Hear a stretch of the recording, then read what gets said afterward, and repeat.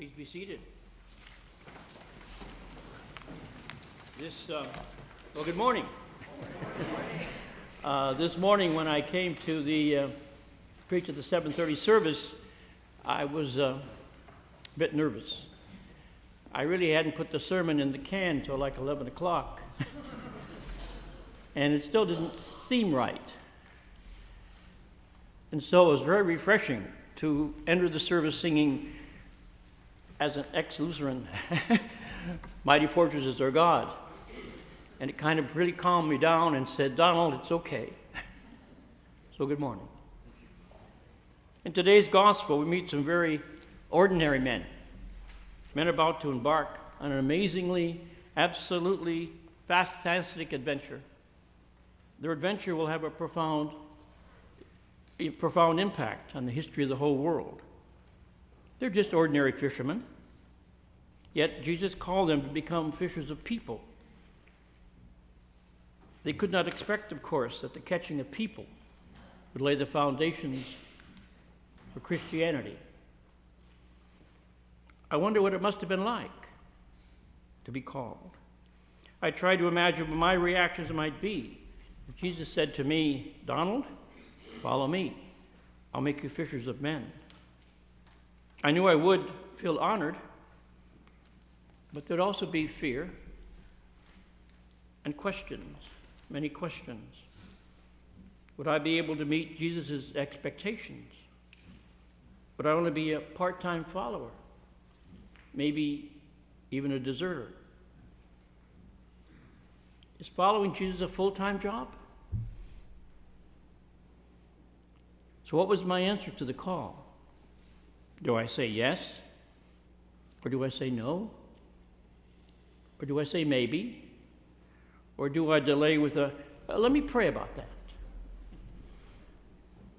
That response, I know from personal experience, in many cases, is simply a no. A call from Jesus to follow him must be a response from the heart, and not only from the mind. These fishermen did not say no. They simply stopped what they were doing and instantly obeyed. Amazing. There had to be some rational reasons for this seemingly immediate response. I did find some very powerful explanation in John's gospel. Andrew had already spent, according to John, a whole day with Jesus. A whole day. And at that day's end, Andrew rushes off to tell his brother Simon, I've been talking with the Messiah, and his name is Jesus. But still, we might wonder why these fishermen so immediately followed Jesus. And Andrew answers that question more fully for us. They believed Jesus was the Messiah, the long-awaited leader sent by God to lead Israel to freedom from the hated Romans. The Hebrews had long awaited their Messiah. And if Jesus is the Messiah, as John the Baptist said he was, and as who Andrew believed he was, Jesus will need men to join him in the army. As the Messiah now calls them to follow him, they cannot say no. They've been drafted into the army of Jesus Christ. So they immediately accept Jesus' call, and I wonder what they talked about after their response, after their agreeing to follow Jesus. They must have talked a lot about what's going to happen next. Questions with few answers. Questions like, what is Jesus expecting from us? Loyalty, of course. Obedience, for sure. But probably not perfection.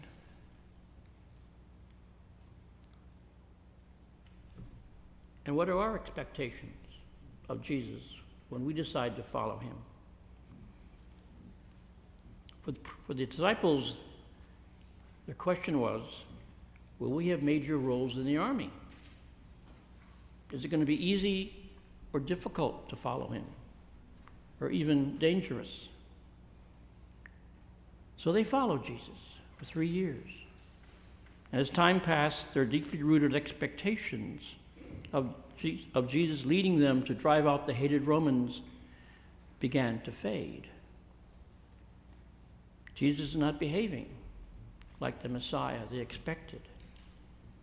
They must have been puzzled, maybe even disillusioned. Perhaps even a bit of anger percolates behind the scenes. Just what lies ahead for them must become the big question. You see, unfulfilled expectations can lead to a lot of anger. Like these fishermen, we too have expectations of Jesus. Of course, things are quite different now, 2,000 years later. We're part of the church. He's his body on earth. Yet we too have expectations of God and expectations of the church. Our expectations often control our behavior. For example, we all expected when we came here this morning that the doors of the church would be unlocked and that we'd be handed a bulletin. We did not hope the doors would be unlocked and we'd be handed a bulletin. We expected it. And we expected to come and have music. We expected to come and have a sermon. We expected to have Eucharist. We came here with tons and tons of expectations.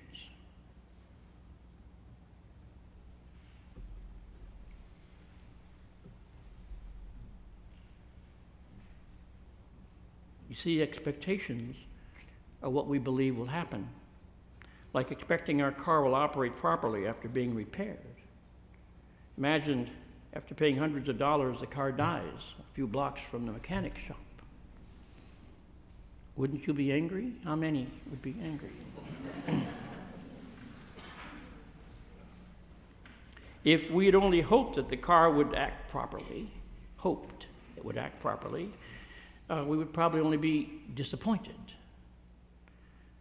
There's a big difference between bitter anger and disappointment. Bitter anger versus disappointment is not a trivial difference. There also can be group expectations.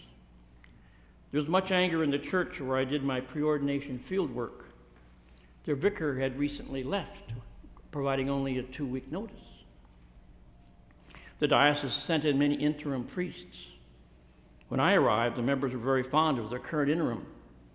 He was an excellent preacher, a warm, personable pastor. Finally, we've got the right leader. Finally, we're going to be fine. We're so joyful. We found the right man. But a few months later, he announced he had been called to a church back east to become the rector. And he addressed the members' anger in his last sermon. He said that their false expectations that he was going to be their leader was something they should have hoped for rather than expected. They were angry at him because he had failed to meet their expectations. Back to the disciples, I think they were eager to follow Jesus, but in the days following Jesus' death, they were terrified that they too may be arrested. But with the absence of their leader, they were unable to do anything.